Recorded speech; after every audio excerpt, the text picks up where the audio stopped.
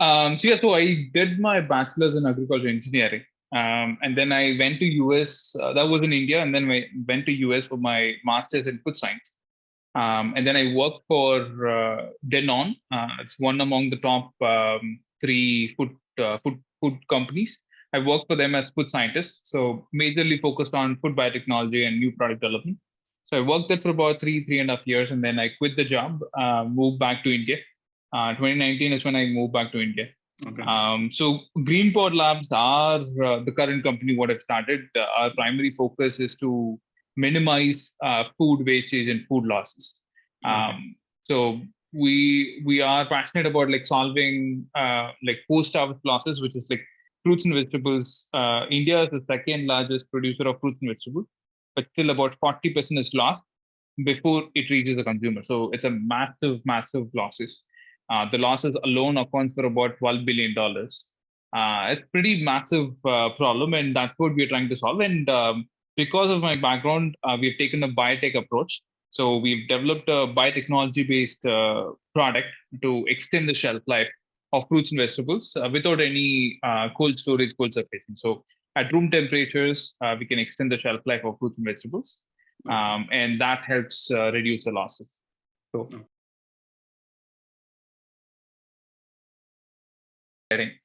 So opportunity wise, there's like a couple of opportunities, right? So there are food focused companies and food biotech companies where you have like people who are working on gut microbiome, people who are working on functional foods. And in those areas, primarily it'll be food biotechnologists or food scientists who will be working on those sites, which is a great opportunity. And there's a lot of things which is going on. The second side, as you mentioned, pharmaceutical side, pharmaceutical and biotech focused pharmaceutical, not the conventional pharmaceutical. There's a lot of biotech focused, innovation focused pharmaceuticals coming up. There's a lot of opportunities there. So people have started working with bioinformatics, which is a new stream altogether, where there's a merge between biology and data science and like other aspects of research what we can do, where people have started predicting what can be the drug even without testing those drugs. So there's a lot of new verticals creating. So bioinformatics is another option. So that's another vertical what's happening. Okay. And the third wing is the agri-biotech. So that's where we fall in. So agri-biotech, where people are working on the agri input side, where there's a lot of natural-based agri inputs what's going on, and biology is needed in that. So people have been hiring agri biotechnologists and who understand plant biotechnologists. So there's been a lot of verticals in that. And the second vertical is the within agri biotechnology, the post harvest side, where you harvest the commodity and what's happening after that. So that's where we come in. So in that opportunity, we have several things what's going on. So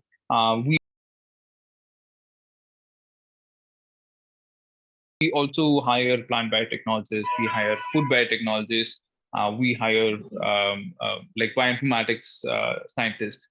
And we also hire a lot of people who have a cross understanding between, like, they would have done a bachelor's on core biotechnology and they would have moved into agriculture or food biotechnology as masters. So we hire people of those synergies as well.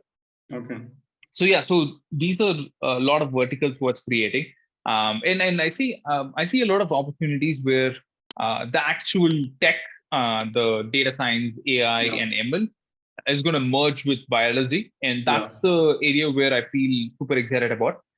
So I think biology has always been in a place where there's a lot of unpredictability, and when you operate in an unpredictable space, when you bring in technology which can make it slightly more linear or slightly more predictable, that makes it a huge difference.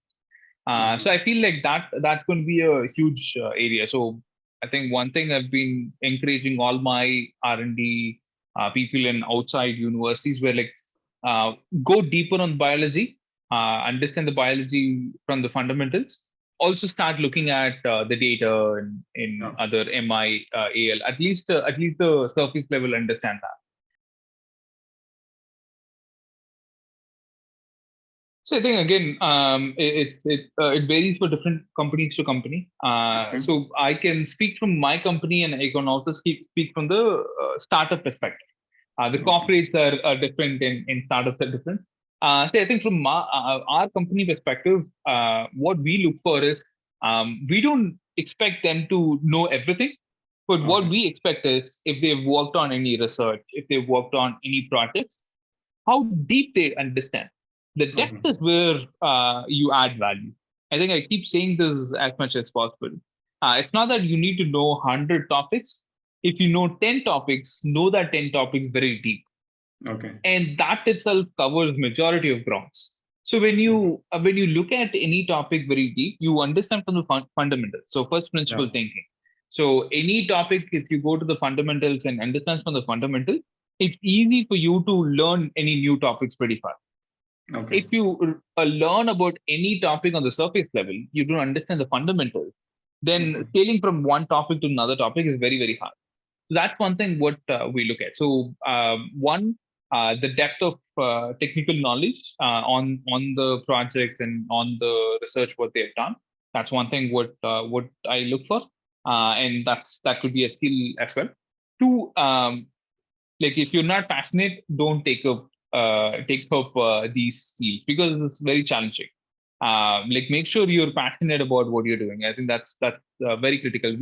We miss that quite often, but I think that's another one. Third one is like I think initiation is a critical skill. How fast can you initiate something? So it's not just learning, but can you initiate a project?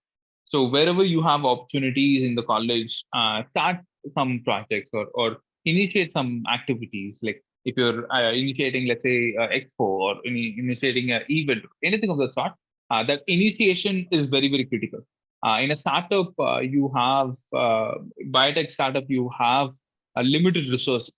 So those resources act very critical. So you need to be able to start a project and execute it. You won't have like too many people working on a single project. So it might be like one person working on one project. So the initiation is the second one. Third one, what I strongly feel which is critical. I think the third one, I think when you initiate more, you'll have failures. Be open about like those failures and what you learn from that failure. I've seen a lot of students where they don't talk about those failures. They try to like show that they've got everything right. At least from the startup perspective, that's not required. So we look for people who failed and learn from it. So be it a small project, a big project, whatever that is, it's totally fine to articulate that you failed and like gone with it. The last skill which I mean it's a skill which can be learned is your articulation. How effectively can you articulate your knowledge, be it on a written or a spoken any language. It's not that you need to speak in English or any language. Are you able to articulate well? I think that's the skill what I look for. So that can hold good for my company and then majority of startups as well. Yeah. Sure. Happy to discuss that. See, I think there's a couple of things. Again, here there's a bifurcation between startups and corporates. So startups, the entry level person, they start anywhere from let's say 22,000 per month to about like 28,000 based on the skill what they've got. With bachelors, they get about 22, 25. And then with masters and stuff, they can get about like 30, 35 as a starting push Okay. per month. And then it can scale. So at least the startup world or at least our company perspective, we've promoted people within 3 months. We've promoted people within 6 months. So we don't have a cycle of promotion where we have to wait for 1 year or something. So that doesn't happen for us.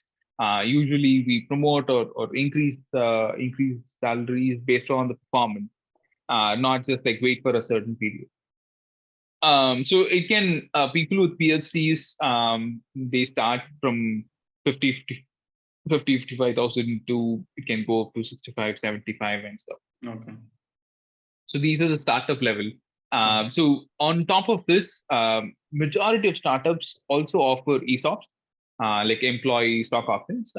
We also provide that for our company where we provide stock options, but they have to stay for a year and then that gets done. That's a very valuable asset where people don't understand it. I think if I have a minute, I would love to talk about that. Yeah, I think so. Sometimes, like early stage careers, we look at from the money perspective more, um, but we forget about the learning and the company stocks what you get. So the like for instance, I've seen a lot of employees in India or even US where they would have got, let's say, 40,000 per month kind of salary, where their peers would have got like 80,000, 1 lakh salary. But within 3 years, they would have made like 50 lakhs, 60 lakhs from ESOPs, or like even crore, 1 crore, 2 crores from ESOPs. So the exponential value what you can get from a stock options from a company is more, and it's worth taking those bets. And sometimes it might work, and there is a opportunity where it may not work as well. So there is definitely a risk. I'm not disagreeing that there's no risk, but I think a lot of students, they feel that the money value is more, and like stocks are not that much valuable, but it's the other way around. The effort what you put in, there's a direct correlation for the stock options what you get. So I think that's one thing what I would say. If you go to corporates, I've seen both extremes. I've seen corporates where they provide double the salary of a startup. I've seen corporates where they provide 50% less than startups. I've seen both extremes within the food industry and ag industry as well. There are few companies where, because you have a brand name, they give you 50% less salary. There are few companies where they want to get best talent, so they give like probably 100% more than the startup range. So that's pretty much on the salary and in that scale. Okay. So yeah.